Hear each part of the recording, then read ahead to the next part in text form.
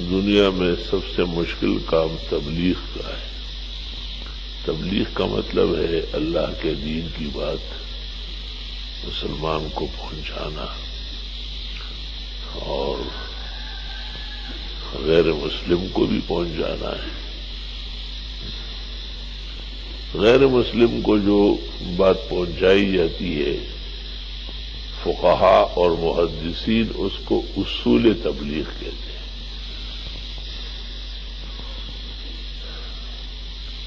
اور مسلمان کو جو نماز، روزہ، زکوٰۃ، حج، وضو، غسل، ضروریات زندگی سمجھانی ہے اس کو فروع تبلیغ کہتے ہیں۔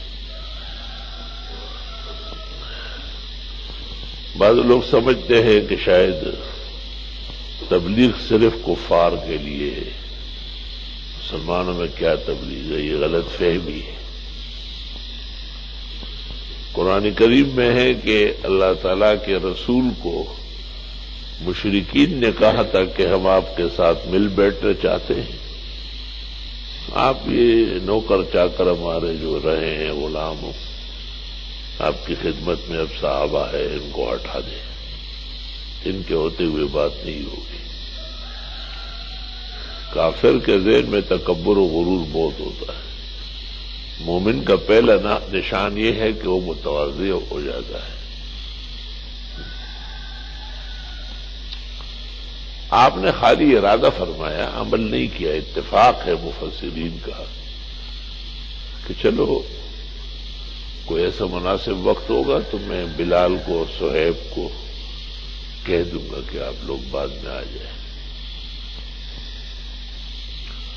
اللہ تعالیٰ نے اس پر سخت تنبیہ فرمائی، وَلَا تَطْرُدِ الَّذِينَ يَدْعُونَ رَبَّهُم بِالْغَدَاةِ وَالْعَشِيِّ يُرِيدُونَ وَجْهَهُ۔ آپ کو کوئی اجازت نہیں ہے کہ کفار کے لیے ان مسلمان غریب کمزور عاجزوں کو پیچھے کریں، یہ تو اللہ کے پیارے ہیں۔ اور اس میں دو اصول معارض ہو گئے، یہ طلبہ سمجھتے ہیں، ان کا سبق کا حصہ ہے۔ ایک اصول یہ تھا کہ کفار سے جو گفتگو ہوگی وہ ایمان کی ہوگی، اسلام کی ہوگی، اور وہ اصل الاصل ہے۔ مسلمان تو ایمان والے ہیں، اسلام لا چکے ہیں، خالی اعمال کی درستگی کی بات ہے۔ اللہ تعالیٰ نے جو اصول ذکر فرمایا وہ دوسرا ہے، وہ یہ ہے کہ کفار پر محنت احتمالی ہے اور مومن مسلم پر محنت یقینی ہے۔ وَالْيَقِينُ لَا يُتْرَكُ إِلَّا بِمِثْلِهِ، یقین بغیر یقین کے نہیں تر ہوگا۔ اپنوں کو فائدہ زیادہ پہنچ رہا ہے، اس لیے مسلمانوں کو وضو سکھانا، غسل سمجھانا، نماز پڑھانا، نماز کے ارکان و آداب و مستحسنات سمجھانا، یہ بہت ضروری باتیں ہیں۔ میں نے اپنے عزیز القدر محمد انور شاہ کو بھی کہا کہ ضروریات دین اور عبادات اور ارکان پہلے بیان کرو شب جمعہ کو۔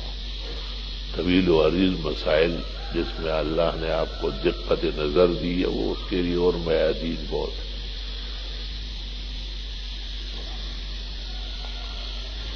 دیکھیں یہ جو طالب علموں کو جگانے کا مسئلہ ہے کتنا اہم مسئلہ ہے۔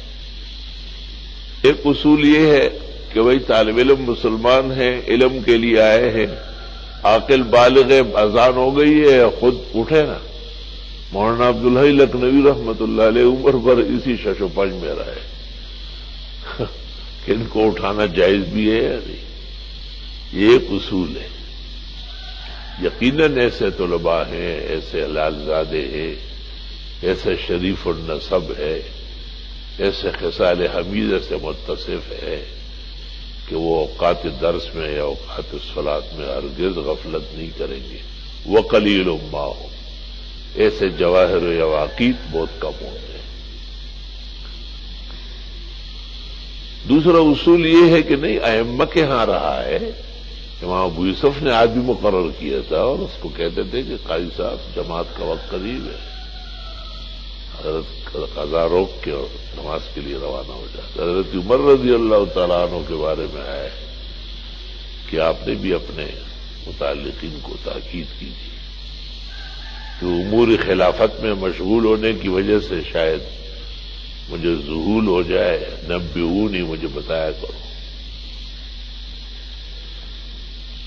اور سب سے بڑھ کر بات یہ ہے، دیکھو کہ حضرت بلال کا معمول تھا کہ وہ نماز فجر کے وقت پیغمبر کے گھر آتے تھے اور حضرت کو کہتے تھے الصلاۃ خیر من النوم، حضرت نماز کی تیاری ضروری ہے. آپ نے کہا یا بلال نعم الکلمات اجعلها فی اذانک الفجر، اذان بہترین کلمہ ہے یہ تو، الصلاۃ خیر من النوم. وہ بلال فجر کے ساتھ ہی کہا کرو تاکہ ساری امت مستفید و مستنیر ہو جائے. حضرت عمر کے زمانے میں پتہ چلا تھا کہ بعض مؤذنین غافلین، متکاسلین، متعاہنین، متکاسبین، وہ الصلاۃ خیر من النوم چھوڑتے. آپ نے مؤذن کو نہیں، وہاں کے گورنر کو لکھا کہ خود جاؤ مسجدوں میں حاضری یقینی بناؤ اور اذانیں سنو، اور جو یہ چھوڑتا ہے اس کو معزول کرو، اذان سے منع کرو، اور جو یہ برقرار رکھتا ہے اور ہمیشہ خیال رکھتا ہے اس کا انعام و اکرام بڑھاؤ. دیکھیے موطا مالک اور اس کی شرح تمہید ابن عبد البر کی. تو دینی مسائل کا نوٹس خلیفہ وقت لیتا ہے، بادشاہ مسلمین کو درد و غم ہوتا ہے. اس لیے حضرت عمر نے بجائے مؤذنین کو اور ائمہ کو لکھنے کے آپ نے وہاں کے گورنر کو لکھا کہ یہ مسجدوں میں اذانیں ہو رہی ہے اور بغیر الصلاۃ خیر من النوم کے، آپ اس کی حاضری خود لے لیں.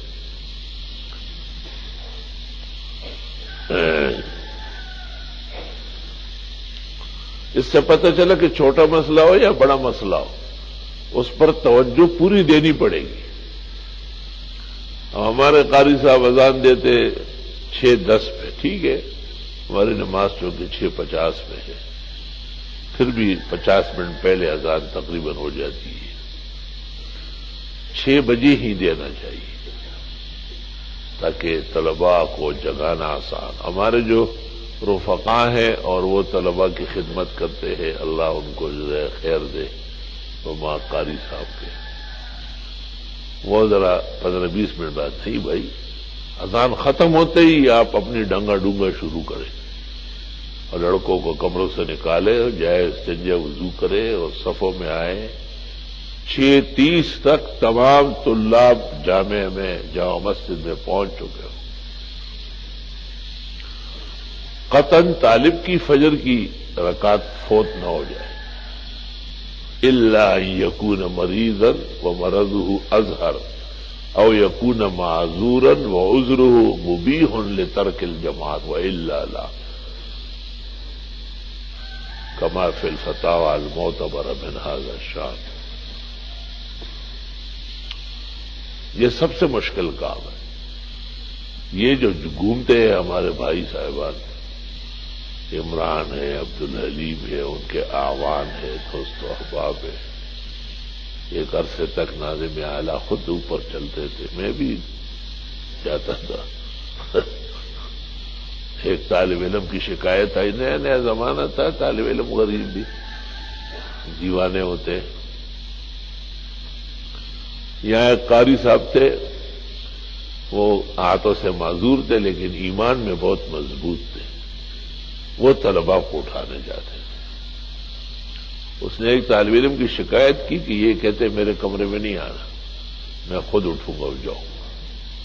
میں نے کہا اس کو آپ چھوڑ دیں. اگلے دن اس کے کمرے میں خود چلا گیا. میں نے کہا اٹھنا ہے یا نہیں؟ ایک تیپائی کا ٹکڑا پڑا ہوا تھا، چاہا میں اڑتا نہیں ہوا تھا نا. یہاں سے جب دوڑا ہے نا تو بنوری ٹاؤن میں فجر پڑی اور یہاں سے وہاں تک خون پورا بہا ہے. میں کہتا تھا استاد و ناظم ادب وہ ہے، بدماشی ہوا سب لوگوں. ہوتے ہیں دنیا میں قسم قسم کے لوگ پیش آتے ہیں. ایک ہمارے جہانگیرے کا تھا، اس جیسے خادم بھی جامعہ کے تاریخ میں نہیں آیا، اور واقعی اللہ نے بعض لوگوں کو عجیب صفات دی ہے۔ جب خادم کا تذکرہ آتا ہے تو وہ لڑکا بالکل ایسے سامنے کھڑا ہوتا ہے، اس جیسے صفات کا خادم نہیں دے گا، لیکن ایسے ایسے ایسے بڑا ہوتے جوانی کی خوشبو لگ گئی اور تھوڑا سا چہل وہل پھیل گیا تو صبح جگانے کے لیے نرم گرم بستر چھوڑنا آسان تو نہیں ہوتا، شیطان بھی بہت زور لگاتا ہے، حدیث شریف میں 3 گرے باندھتا ہے ہر شخص کے منہ پہ، اور ہر گرے پہ کہتا ہے علیک لیل طویل فرقد، رات بڑی پڑی ہے سو جائیے۔ اگر یہ اٹھا اور اللہ کا ذکر کیا، وضو کیا، نماز پڑھی تو تینوں گرے کٹ گئے، اور فاصبح نشیطا بسیطا، بخاری صفحہ 157 کتاب التہجد۔ اور اگر یہ پڑا رہا فاصبح کسلان خبیثا نفس، ڈیلا ڈالا، تو کہ شیطان نے بھی متیازی کری۔ بلکہ بخاری میں ہے کہ جب اس کی نماز قضا ہو جاتی ہے تو شیطان اس کے کان میں اپنا وہ آلہ دے کے پیشاب موت لیتا ہے، کہتے چل بیٹے میرے یہ تحفہ سارا دن چوستے جاؤ۔ فجر کی نماز قضا کرنے والا کم مجرم ہے کیا؟ تو وہ طالب علم جو تھوڑا بالغ ہو گیا، مضبوط جوان ہو گیا، تو وہ بھی اٹھانے والے ناظموں کو دھمکیاں دینے لگا۔ میں نے ناظم کو کہا کہ اس کو چھوڑ دے، میں صبح اٹھا لوں گا، آپ بتائے نہیں کسی کو۔ یہ سامنے سیڑھی پر جب میں چڑھا نا تو میں نے پوچھا کہ اس کا نام لیا کہ اس کا کمرہ کون سا ہے۔ بس جیسے میں نے کہا اس کا کمرہ کون سا ہے، غوث، یہ غوث کے اندر چھلانگ ماری اوپر سے، آٹو پہ اٹھا تھا، اللہ بچ کو۔ بس وہ دن ہوا، آج کا دن ہوا، پھر کبھی بھی اس سے فجر قضا نہیں ہوتا، سر زبور ہو گیا، خراب معاشی پاس۔ جب ایسا موقع ہوتا ہے پھر خود آگے بڑھنا ہوتا ہے۔ اب وہ دور نہیں ہے، اب وہ زمانہ نہیں ہے، طلباء بہت پیارے ہیں، بڑے نیک خصلت ہیں، بڑے شریف زادے، وہ بھی بہت اندھیروں سے نکلے ہیں، انہوں نے بھی ظلمات بعض و فوق بعض دیکھے ہیں، وہ بھی اللہ کا ڈر اور خوف سے بھرے ہوئے ہیں۔ ماں بچے ہیں، جگانا تو پڑے گا۔ اگر جاگ سکتا ہو اور وہی نہیں جاگتا ہے تو پھر بہت مشکل کام ہے۔ خفترا خفتکے کند بیدار فارسیان کہتے ہیں۔ اس لیے بخاری شریف میں امام بخاری نے باب قائم کیا ہے کہ رسول اکرم صلی اللہ علیہ وسلم فرماتے تھے میرا دل چاہتا ہے کسی اور کو کہوں کہ وہ نماز پڑھا ہے، حالانکہ قرآن میں اذا كنت فيهم فاقمت لهم الصلاة، آپ موجود ہو تو خود پڑھایا کریں۔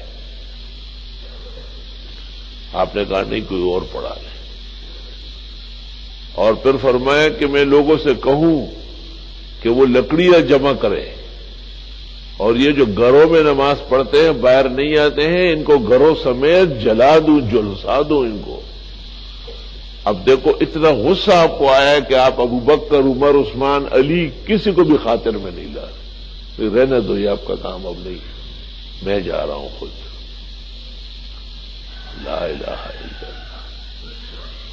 اتحاف میں بلگرامی نے لکھا ہے کہ ایسا ہوا نہیں، لیکن آپ ناراضگی ظاہر فرماتے تھے کہ کتنی دفعہ میرا ارادہ ہوتا ہے لآمرن احدا ان یصلی بالناس ثم اروح الی بیوتہم واحرق علیہم بیوتہم، جو لوگ فجر کی نماز میں نہیں آتے ان کو گھروں سمیت جلاتا۔ علماء کہتے ہیں نبی نے خواہش کی ہے تو جو لوگ مسلسل غیر حاضری کرتے اندیشہ ہے کہ ان کے گھروں میں آگ لگے یا آگ کے برابر حادثات پیش آئے اور وہ اور ان کے سارے عزت اور مال و متاع جلس جائے، اس سے پہلے ڈر جاؤ کہ اللہ تمہیں ڈرائے۔ لا الہ الا اللہ وحدہ لا شریک لہ۔ اس سے ایک مسئلہ تو یہ معلوم ہوا کہ مسلمانوں کو نماز فجر کے لیے آگاہ کرنا علوم نبوت میں سے ہے۔ دوسرا مسئلہ یہ ہے کہ اگر محمد الرسول اللہ صلی اللہ علیہ وسلم کے برابر ہستی بھی ہو تو وہ یہ کام کر سکتا ہے، اور یہ اس کے آداب کے منافی نہیں، عین موافق ہے۔ تیسرا یہ کہ جس دن یہ لڑکوں کو جگانے کے لیے جاتے یا محلے کے لوگوں کو، اس وقت اگر یہ خود جماعت میں شریک نہ ہو تو یہ ڈسپلن کا تقاضا ہے۔ ایسا نہیں ہو سکتا ہے کہ دانے بھی چباؤ اور سیٹیاں بھی بجاؤ۔ ایک کام ہوگا، آج چونکہ جب ان کے پیچھے گھروں میں نکلنا ہے، نماز کوئی اور پڑھا لے۔ سینکڑوں مسائل جو آداب، حسن اسلوب جس کو آپ ڈسپلن کہتے ہیں، اس سے متعلق ہے۔ اس لیے ہمارے جو دوست اور اعوان طلبہ کو جگانے جاتے ہیں وہ بہت اہم مہم کام کرتے ہیں، اللہ ان کو بڑا اجر دے گا، اور وہ طلبہ کی ایسی تربیت کرے کہ ان کی نماز نہ ضائع ہو، نہ ان کی نہ ان کی۔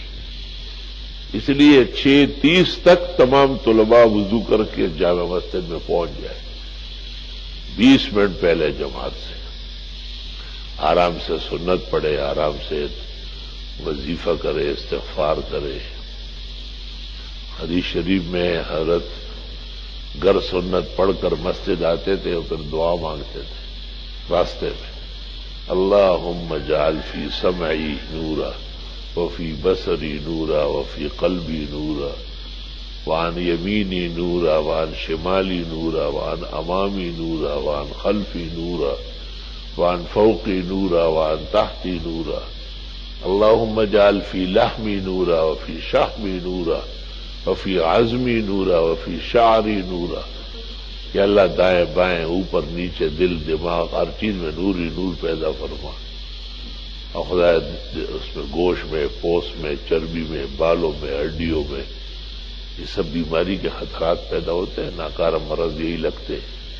تو آپ کا یا اللہ مجھے کینسر نہ ہو، یا اللہ میرے پھیپھڑا فیل نہ ہو، یا اللہ میرا دل، تو یہ پارٹس آف دی باڈی کا نام لینا یہ تو کسائی کا کام ہے، ہم نہیں لے سکتے۔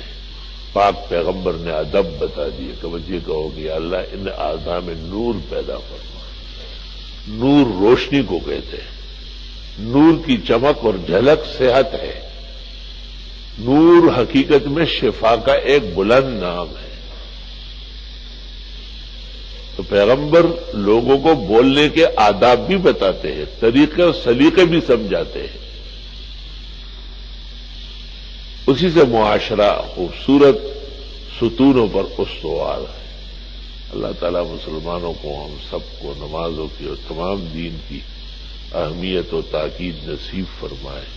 الحمدللہ رب العالمین، نستغفرک اللہم ونسألک السلام والعافیہ، لا الہ الا اللہ وحدہ لا شریک لہ، لہ الملک ولہ الحمد وعلی کل شیء قدیر۔ ربنا آتنا فی الدنیا حسنہ وفی الآخرۃ حسنہ وقنا عذاب النار۔ اللہ ہم عاجز اور مسکینوں کے حال پر احسان فرما، تمام کمی کوتاہی معاف فرما۔ نمازی حضرات کو ان کے گھروں میں، طلباء ہم سب کے گھروں میں یا اللہ دین بلند و برتر فرما۔ اللہ مسلمانوں کو اپنے اعزاز اور شرف دین عطا فرما۔ سستی اور غفلت، بے ہمتی جو شیطان کا پیداوار ہے، اس سے امت مرحومہ کو محفوظ فرما۔ تمام بیماروں کو صحت شفا دے، مسلمان مردوں کی بخشش فرما، شاعر دین و ملت کو محفوظ و مامون فرما، انجام و عاقبت بالخیر و عافیت فرما۔ صلی اللہ تعالی علی خیر خلقی محمد۔ وقت ہو گیا، 2 رکعت پڑھ کے جائے۔